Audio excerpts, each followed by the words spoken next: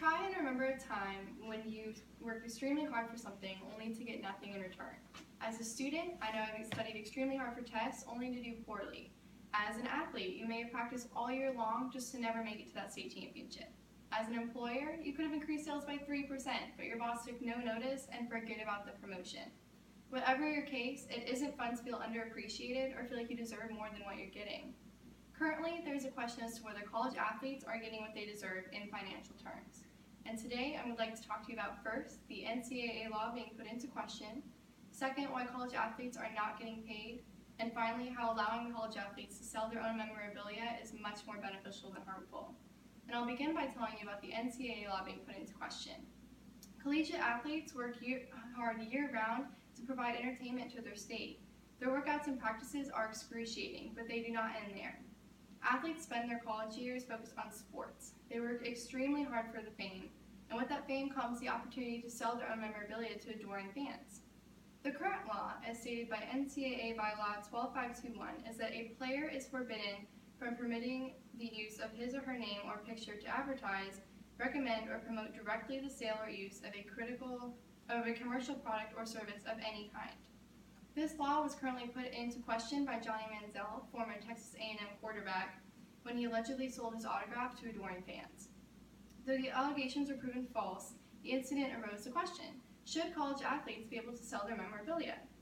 I have been following this controversial question on social media and found that it arose quite a conversation between players, coaches, and commentators. Now put yourself in the athlete's shoes. Would you want to be able to make quick cash just by signing your name on a piece of paper? So colleges make a ton of money off their athletes. Alicia Jessup, former contributor to Forbes, claimed that the year Texas A&M moved to the SEC with Johnny Manziel as quarterback, the gross royalty revenues jumped to $3,229,811, which marked a 23% increase in sales just from having him as quarterback.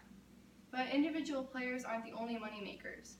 Whole programs like the University of Alabama generate approximately $123 million. And I'm sure you can see that it's unfair that college athletes aren't taking in any portion of these sales. So you might be asking, why are the athletes not being paid? And let me tell you. There are multiple reasons why the college athletes aren't being paid. Molly Black, an opinions columnist, complains it would be unfair to other students if the university paid athletes to play college sports, and it would be grossly unfair to the peers who work just as hard to make ends meet. Tiffany Patterson works as a blogger.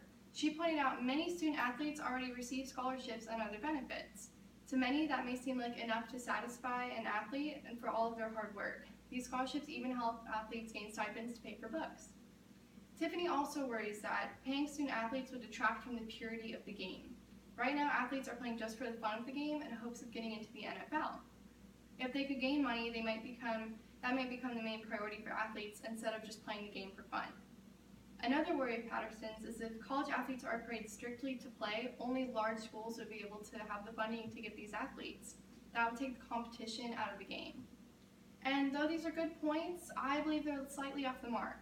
Yes, paid athletes would have the financial upper hand compared to their peers, but what Molly Black doesn't note is that normal students have the extreme upper hand when it comes to academics. Athletes spend the majority of their college lives training and in practice. They also miss a ton of classes from traveling to and from away games. And college athletics is treated like a full-time job.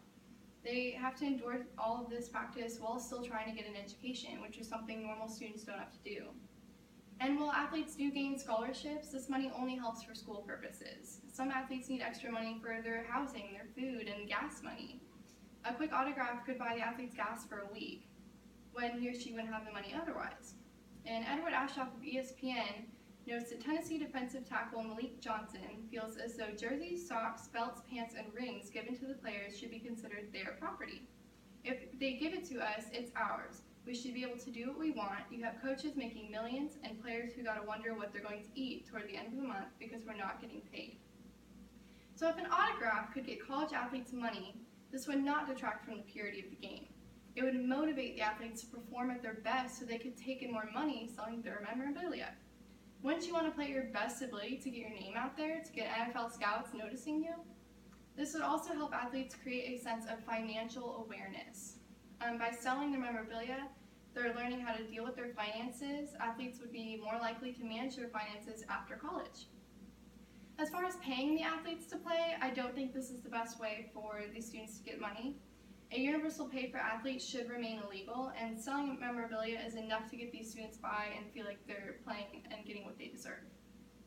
So you can see why student athletes are not making money off their sport, and let's look at the benefits of college athletes selling their memorabilia. Allowing college athletes to sell their memorabilia, I believe, is much more beneficial. These players would be rewarded for their hard work they put forth every day. They would be able to provide themselves if needed, and they would gain a better understanding of how to manage their finances. Notes one team would get more money because it's the individuals taking in their own money.